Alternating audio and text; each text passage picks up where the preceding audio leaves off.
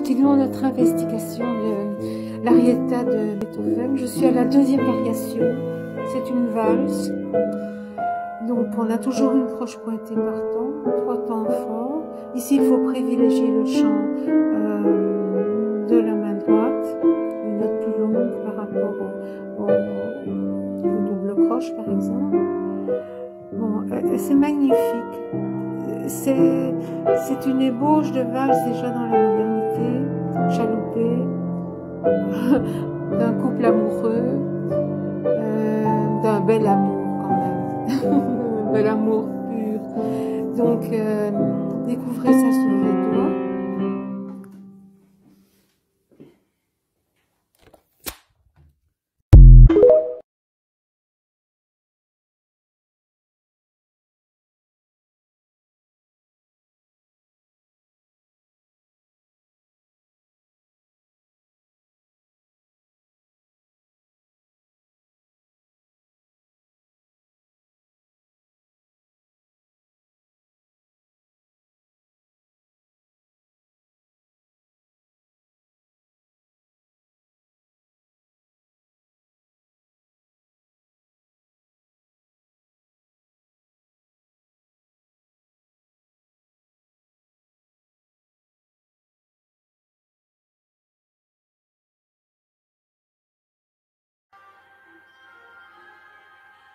Je ne vais pas faire une biographie dans le sens de biographie linéaire, mais biographie dans le sens du vivant.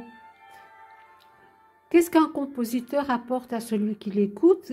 Qu'est-ce qu'un compositeur apporte à celui qui le travaille, qui le joue au piano? L'humain. Que ce soit l'écoute comme au travail, c'est l'humain qui nous guide. Or, Rachmaninov, son côté humain, il le doit aux événements qu'il a traversés, qu'il a subis. Ce que vous écoutez pendant que je vous parle, c'est la première symphonie que Rachmaninov a composée lorsqu'il avait une vingtaine d'années. Symphonie qui a été descendue en flammes par César Cui, du groupe des Six, qui voulait défendre une musique nationale, parce qu'avant la Russie, il faut le savoir, depuis Pierre le Grand, elle ouvrait la porte grande ouverte aux créateurs européens, que ce soit en architecture avec les Italiens ou la musique avec les Allemands ou les Belges par exemple. Vieuxtemps et Eugène Ysaÿe ont été enseignés le violon à Moscou. Le théâtre, eh bien, c'était l'affaire d'un échange entre la France et Moscou.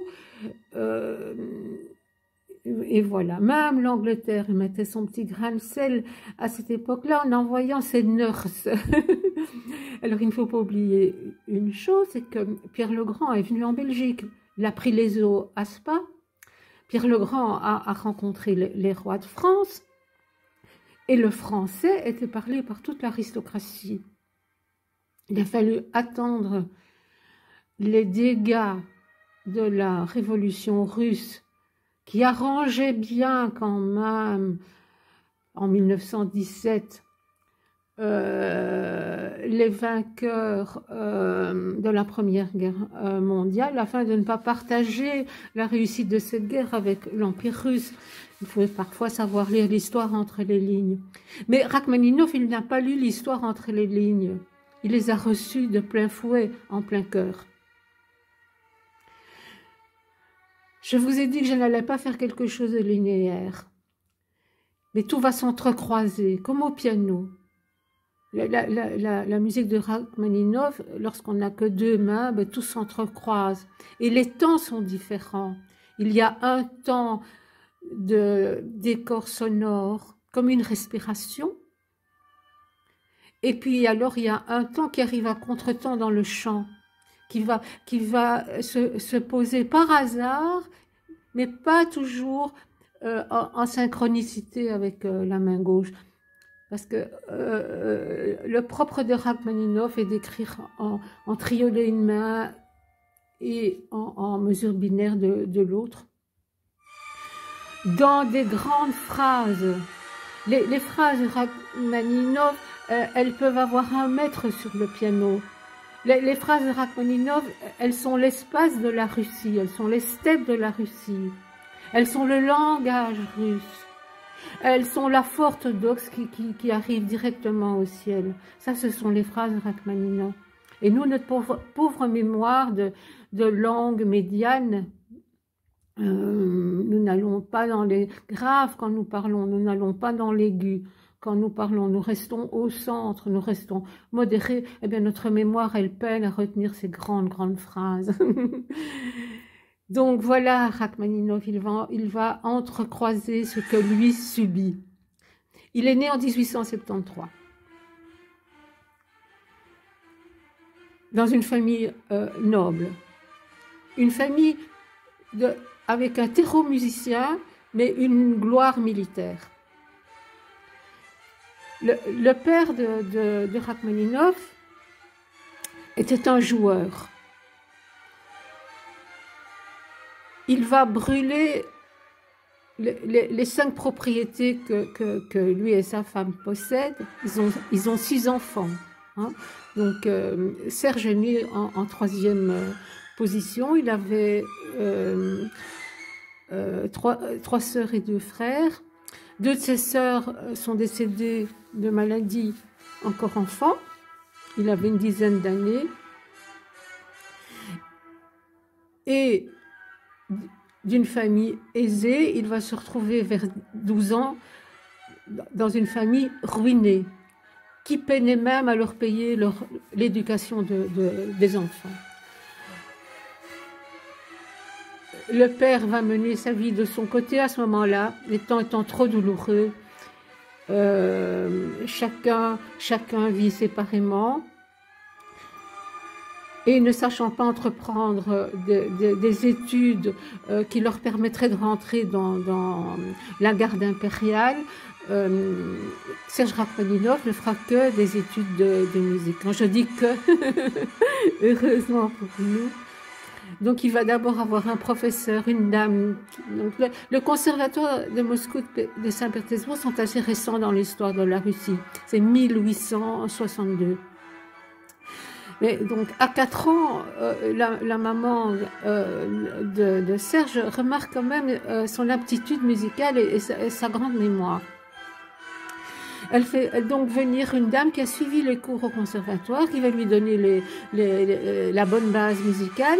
Après, il va passer 4 années chez un professeur Tserev, qui élevait ses élèves à l'aube. Il avait une grande maison, il avait une dizaine d'élèves qui vivaient là en pension.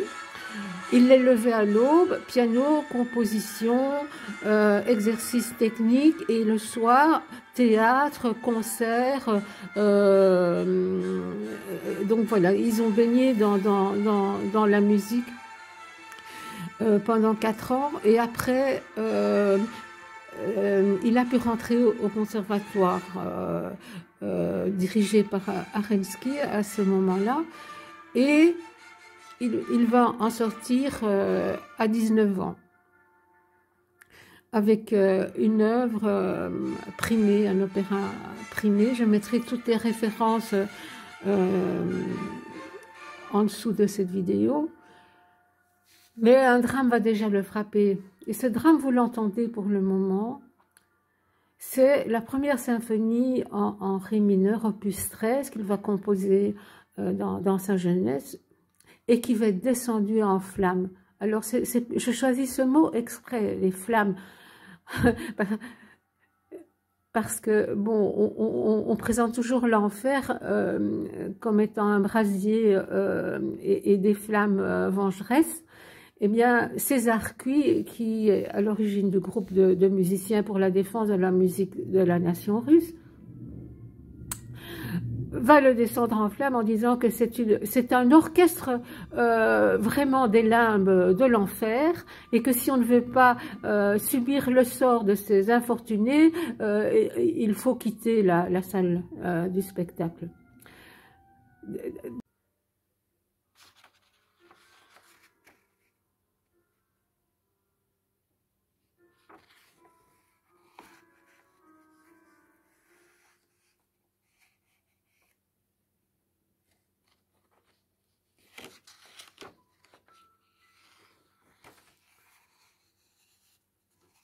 Donc en écoutant cette étude tableau opus 39 numéro 2 en la mineur de Serge Rachmaninov, la fenêtre ouverte, eh bien, on entend des triolets en main gauche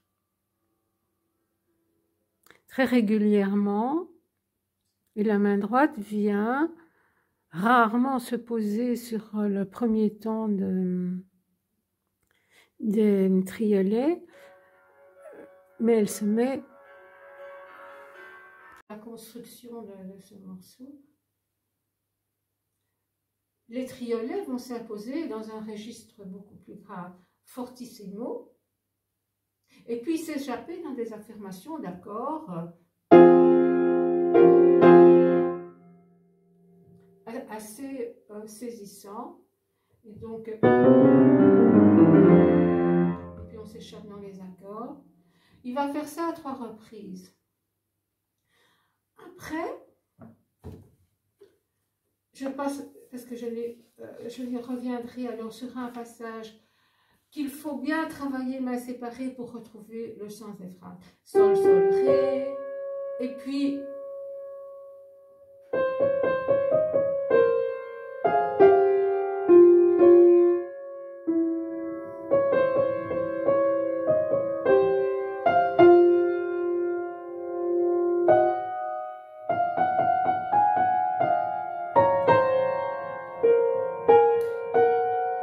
on se rend compte que pour faire ressortir ce passage, à un moment donné, le poignet doit chuter pour la compréhension dans la note répétée. Moi, je vous invite, parce qu'il y a une difficulté technique à gauche également, le poignet fait ici le même mouvement que dans... Voilà, il y a une rotation du poignet dans le premier triolet qui arrive en douceur vers une tension des autres triolets. Et donc la main gauche, il faut... La note la plus importante et qui donne tout son rôle est la noire qui suit le triolet. Et en fait, cette noire, elle doit être un peu lâchée pour mettre une emphase pathétique dans la main gauche, alors que la main droite, elle s'entremêle dans un dilemme du cœur, on va dire. Elle n'a pas de réponse aux questions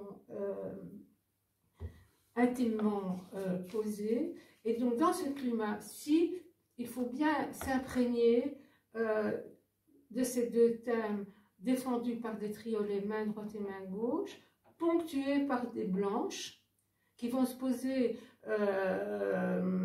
sans lourdeur par en dessous des croches de triolet ou des noirs. Donc ça, c'est première partie. La marche, deuxième partie, lorsque la sémantique l'emporte et puis va être défendue progressivement par des triolets qui vont nous amener à quelque chose de plus torturé, alors à ce moment-là, mais où on retrouve la sémantique. Après, nous avons un dilemme, ce que je viens de vous expliquer avec ceci. Et puis alors,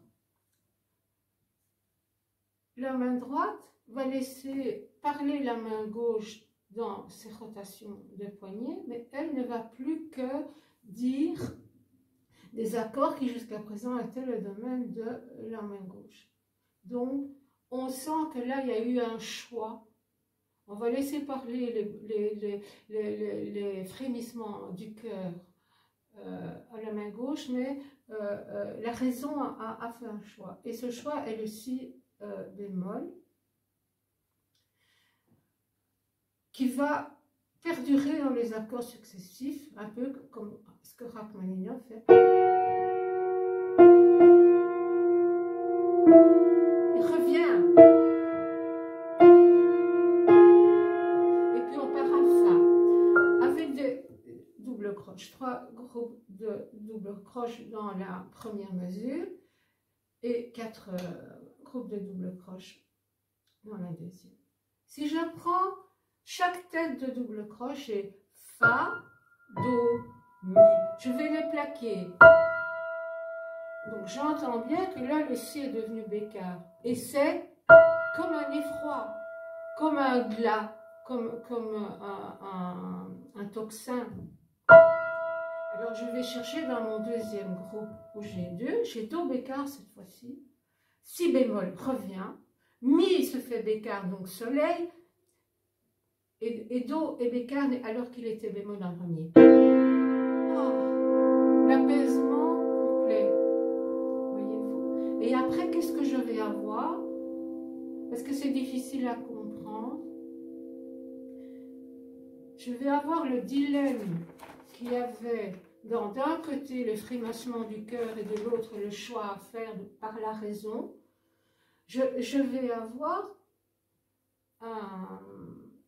un écho de la raison, c'est-à-dire que la main gauche qui frémissait sous les émotions et sous la passion va s'aligner à la raison par la main gauche. Écoutez bien.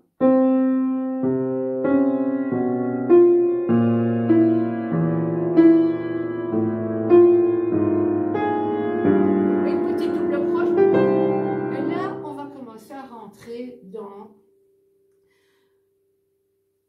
un bref retour à l'homme qui marche en apénon, mais après, tout va venir dans un côté ludique de l'enfance.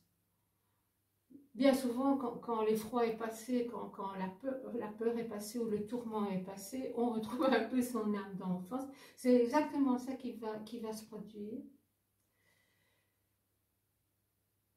Et donc, techniquement, molto legato et stretto. Je vais faire apporter le mot stretto avant. Molto pour moi est important, stretto est important.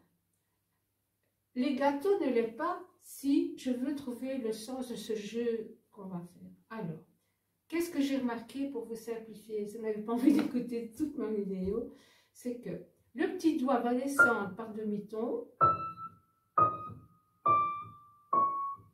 et le pouce va remonter par 4 phases,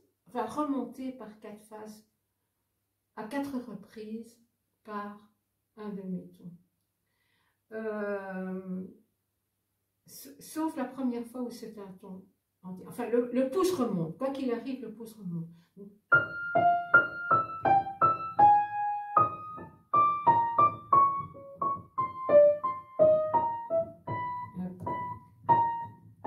J'ai mal vu mon double bémol. Oui, c'est truffé de double bémol, donc il faut faire attention. Je vais recommencer. On a 2 phrases à l'identique. La première phrase commence par le pouce.